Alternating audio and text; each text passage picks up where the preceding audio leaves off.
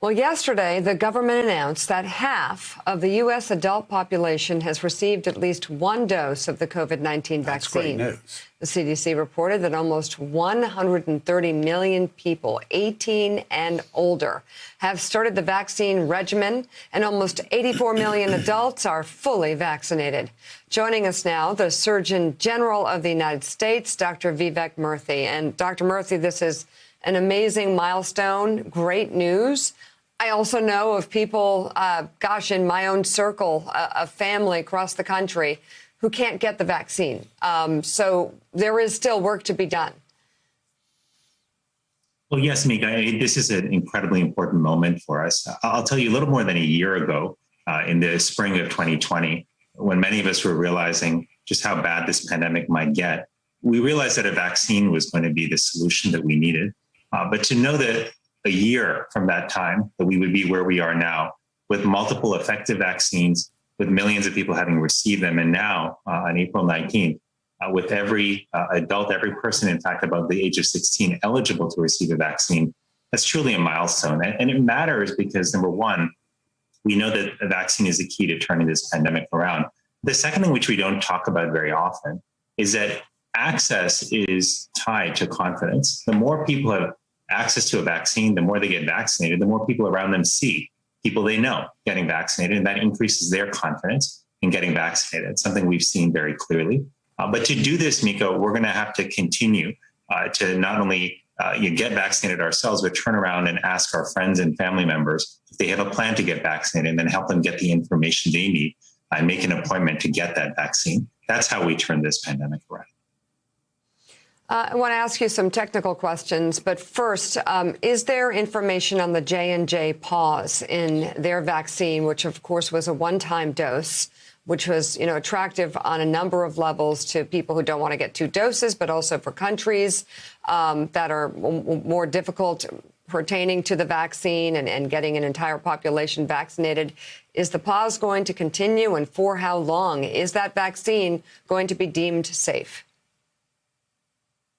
Well, Mika, it's a good question, and I know it's on a lot of people's minds. Whenever these kind of pauses are announced, I know it raises questions for people, and that's absolutely understandable. But here's what's important to know. This pause was initiated because of a very small number of cases, 6 cases at that time, of a rare but dangerous blood clot. And what's happened since the pause was announced last week is a series of investigations that the FDA and CDC are launching into data that they have collected. The Advisory Committee on Immunization Practices met last week. They will likely meet very soon again, in the order of days, to deliberate further. And in between, they've also worked hard to talk to doctors and nurses around the country to help them understand what to look for and how to treat this rare condition. So I think we will see a decision very soon. But the key for people to understand, if you've had the J&J vaccine already, is that the vast, vast majority of people who got that vaccine are going to be just fine. The second thing to realize is that this pause was connected to the J&J vaccine, but not to the Pfizer and Moderna vaccines. More than 120 million people have received those vaccines. The safety profile remains strong. So if you have an appointment to get those vaccines, please keep those, because again, the key to turning COVID-19 around is to get as many people vaccinated as quickly as possible. Okay, so let's talk about, if you have an appointment, please keep it. What are the realities around that? How do you set the stage for keeping your appointment? How long after having COVID can you get a vaccine? Should you put off your appointment if you've had COVID in the past month or two?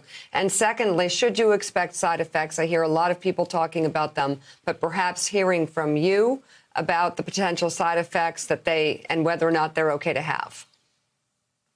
Well, these are such important questions, Mika, and particularly because when we talk to people who have concerns or questions about the vaccines, its side effects are often, among their key questions. So let's talk about that. The vast majority of people who get the vaccine actually won't feel anything. They'll feel fine. Some people will have what are called mild flu-like symptoms. So they may feel achy. They may have a low-grade temperature. They may feel fatigued after their vaccine. When I got my vaccine, for example, I felt fine after the first shot, a little soreness in the arm. After the second shot, for about 12 to 18 hours, I felt tired. I felt like maybe I had a bit of a low-grade temperature, and then after that, I was okay. That's a typical experience as well. But overall, these are the typical symptoms. None of them have lasting side effects, and they go away after a short period of time. What you're left with is protection. And in fact, even those symptoms, those flu-like symptoms, are evidence that your body is working hard to produce the antibodies that ultimately protect you. So that's why, again, when we look at this vaccine and how many people have gotten it, keep in mind over nearly 200 million shots have been delivered and administered to people in the United States alone. And with all of that experience, we're still seeing a really strong safety profile for the Pfizer and Moderna vaccine. So that should make us feel good. Should also ultimately make us feel good, Mika, that the safety system is working for us, that even with this small signal with J&J, the system jumped into action to investigate further, because we want people to have confidence that the vaccines that are being recommended to them are both safe and effective. But if you have an appointment and you've had COVID, should you cancel that appointment and wait? Great question. So if you've had COVID, you should still get vaccinated, number one. If you have COVID right now, for example, and you're actively having symptoms, then you should wait for those symptoms to resolve, usually after about 10 to 14 days. And if you're feeling well after that, you can get vaccinated. You do not need to wait 90 days after your vaccine, after your infection to get vaccinated. And also, you do not have to worry that because you were sick, that somehow the vaccine is going to have an adverse effect on you. That's not the case. In fact, we know that the immunity, the protection you get from the vaccine, Mika, is more robust than the protection you get from natural infection. That's actually why we want people to get the vaccine, regardless of whether they've been infected or not. Okay. U.S. Surgeon General Dr. Vivek Murthy, thank you so much. Again, as of today, all states have opened their vaccine eligibility to all eligible adults. So get on the calendar. Hey, thanks so much for watching our YouTube channel. You can follow up on today's top stories and breaking news, or catch up on your favorite MSNBC shows all in one place. Download the NBC News app today.